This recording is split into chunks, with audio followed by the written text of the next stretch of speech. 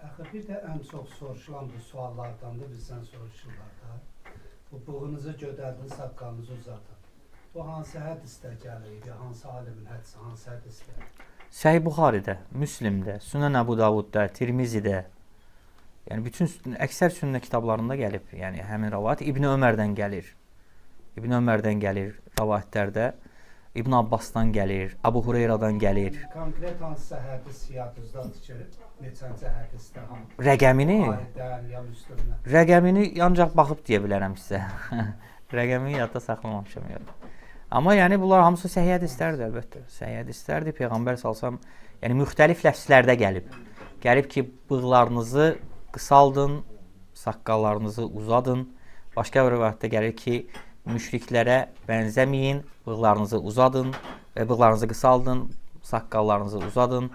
Başqa rivayətdə gəlir ki, məcusilərə və müşriklərə bənzəməyin, bığlarınızı qısaldın və saqqallarınızı buraxın, yəni uzadın mənalarında. Bunlar hamısı, yəni səhih hədislərdir əlbəttə. Hamısı, yəni səhih kitablarda gələn. Peyğəmbər sallallahu əleyhi Hə.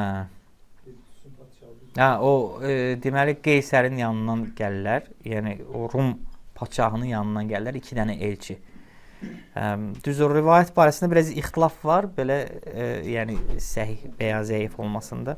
Orada deyir ki, onların bığları qulaqlarının dibinə çatırdı və saqqalları yox idi və Peyğəmbər sallallahu əleyhi və səlləm onlardan üzünü çevirir.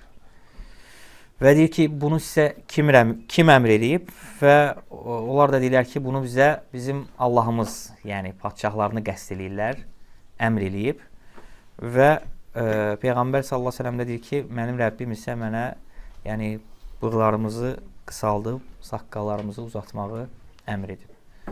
Bəli. Həmçinin sahabələrin özlərindən var rivayətlər, yəni hamısının yəni saqqalları olması barəsində və həmçinin onlardan sonra gələn hətta məzhəb alimlərində, yəni məzhəb alimlərinin özlərinin, Əbu Hənifə rahimehullahın özünün, yəni bugün özlərinə Hənəfi deyənlər var, görürsən ki, lezva ilə götürürlər saqqallarını.